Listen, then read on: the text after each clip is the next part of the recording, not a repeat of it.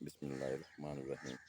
السلام علیکم ورحمۃ اللہ وبرکاتہ۔ یوٹیوب چینل ہیلدی لائف 92 میں خوش آمدید۔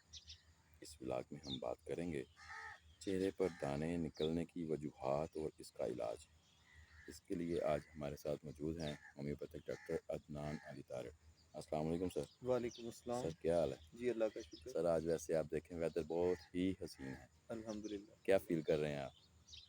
یہ بھی اللہ کی نعمت ہے، اللہ کا شکر ہے جنہیں گرمیاں جا رہی ہیں اور موسم اچھا خوشگوار ہو گیا ہے۔ بے شک۔ اچھا ڈاکٹر صاحب، یہ آج کل کیا یہ ہر دور کا ایک بہت ہی گمگیر لمحہ ہے، چہرے پر دانے نکلنے، اور اس کے کیا علاج ہے؟ جی تھینک یو۔ چہرے پر دانے نکلنے کی پہلی وجہ پہ ڈسکس کرتے ہیں کہ بعض اوقات ہاضمے کی خرابیاں، تیزابیت، قبض وغیرہ کی وجہ سے، ہارمون امبیلنس ہونے کی وجہ سے، نوجوانوں میں میل فیمیل ہارمون امبیلنس ہونے سے، اکثر بچیوں میں پیریڈز کی نارمیلٹی سے، خیر کسی بھی وجہ سے یا سکن کی ذاتی انفیکشن سے کسی بھی وجہ سے دانے بنتے ہیں۔ ان کا میکنیزم کیا ہے؟ ہماری جلد کے نیچے پسینہ پیدا کرنے والے غدود ہیں، گلینڈز ہیں، اسی طرح انہیں سویٹنگ گلینڈز کہتے ہیں، اور سیبم یعنی سیبیشیس گلینڈز ہیں جو سیبم یعنی چکنائی پیدا کرتے ہیں۔ سیبیشیس گلینڈ جو چکنائی پیدا کرتے ہیں، جس سے منہ پہ چکناہٹ رہتی ہے، یہ بعض اوقات جو آئل ہے، جو سیبم ہے، جو چکنائی ہے، وہ گاڑی پیسٹ فارم میں پروڈیوس کرنا شروع کر دیتے ہیں۔ جب وہ پیسٹ فارم میں ہوتی ہے، گاڑی ہوتی ہے، تو وہ اپنے ٹیوب کے اندر جمنا شروع ہو جاتی ہے، جسے کیل کہتے ہیں۔ جب یہ پیچھے سے ضرورت سے زیادہ اس کی پروڈکشن آتی ہے یا باہر سے خارج نہیں ہو پاتا، تو یہ اندر پھیلتا پھیلتا اپنے ٹیوب کو، پائپ کو، رستے جو اس کا رستہ ہے، جو اس کی ڈکٹ ہے، جو اس گلینڈ سے پروڈکشن یونٹ سے جلد کے باہر پھینک رہی ہے، اس کے اندر جمع ہو کے کیل بنتا ہے، اور آہستہ آہستہ وہ جو ٹیوب ہے وہ پھٹ جاتی ہے اس کے زیادہ بھرنے کی وجہ سے۔ جب وہ ٹیوب پھٹتی ہے تو اس کی ٹوٹی ہوئی جگہ پہ بیکٹیریا آ کے انفیکشن کرتے ہیں، جس سے پس والا دانہ بنتا ہے، اور نہیں تو کیل بنتے ہیں۔ اب یہ کیل بننا اور دانے بننا جن میں پس بنتی ہیں یا جو بڑے سخت ہوتے ہیں، ان کا منہ نہیں بنتا، پس اندر ہوتی ہے ان کے، ان میں بعض اوقات جو مسام ہے، جو اس کا ڈکٹ ہے، وہ آگے سے بند ہوتی ہے، اور سکریشن کیل کی بجائے اندر ہی جمع ہو کے گلٹی کی صورت میں دانہ بنتا ہے، لیکن کچھ دنوں بعد وہ ڈیزالو ہو جاتا ہے کہ اس سے خون کی سرکولیشن یا لمف کی سرکولیشن وہاں سے اٹھا لیتی ہے۔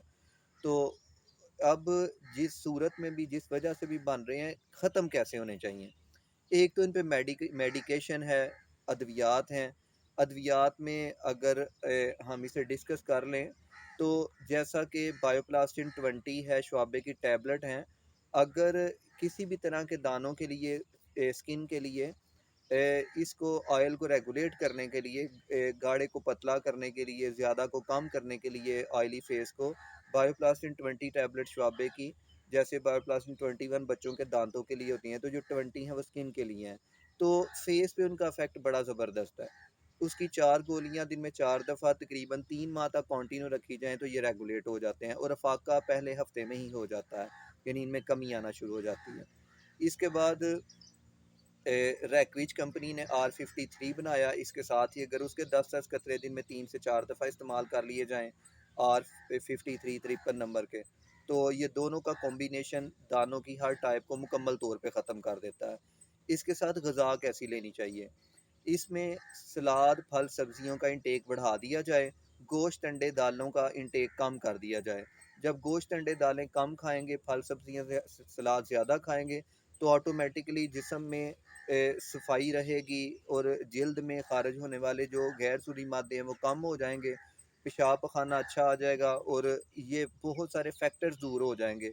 انیمیا ختم ہو جائے گا، ڈائجیشن امپروو ہو جائے گی، ذہن ریلیکس ہو جائے گا، پسینے پخانے اور پیشاب میں بو ختم ہو جائے گی، مطلب بہت ساری صحت کے مسائل حل ہو جائیں گے۔ اس کے بعد خصوصی طور پہ شہد والا پانی اس کے لیے بڑا مفید ہے، اگر زیادہ پس فارمیشن ہے، زیادہ دانے بنتے ہیں، تو اس میں لیمو بھی ڈال لینا چاہیے۔ اگر لیمو 2-3 دن ملا کے دیکھیں، اگر لیمو سے یہ بہت زیادہ نہ بننا شروع ہوں بلکہ کم ہونا شروع ہو جائیں، تو تقریباً 2-3 ماہ تک شہد اور لیمو کا انٹیک بڑھا لیں یا ریگولیٹ کر لیں، مسلسل صبح نہار منہ لیتے رہیں۔ اگر آپ کا وزن کم ہے پھر لیمو نہ لیں، پھر ویسے پھلوں کا استعمال کریں، جیسے سیب روزانہ کھا لیں دودھ کے ساتھ صبح نہار منہ، اس سے کم ہو جائیں گے۔ اگر آپ کو کانسٹیپیشن رہتی ہے، ساتھ یہ دانے ہیں، تو آپ یہ تخم ریحان جو ہوتے ہیں جسے تخم بلنگا کہتے ہیں، یہ 1 چمچ گرم پانی کے ساتھ یا گرم دودھ کے ساتھ صبح نہار منہ لینے سے قبض ختم ہو جائے گی، اس سے بھی یہ ختم ہو جائیں گے۔ اسی طرح دوپہر میں سلاد اور پودینے ناردانے کی چٹنی یا کدو کا رائتا کھانا شروع کر دیں، اس سے اس میں کمی آئے گی۔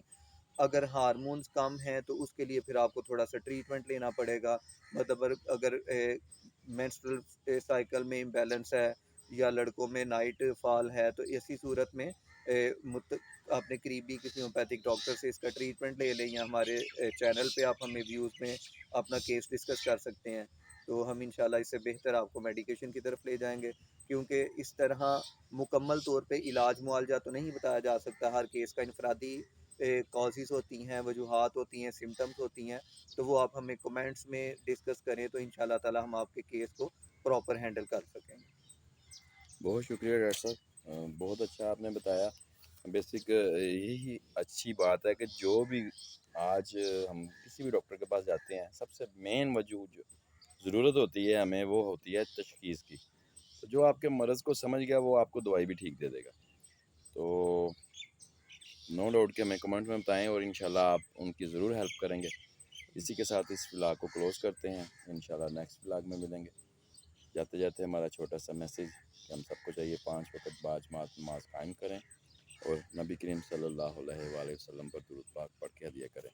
اپنا خیال رکھیے گا، دعاؤں میں یاد رکھیے گا۔ اللہ حافظ۔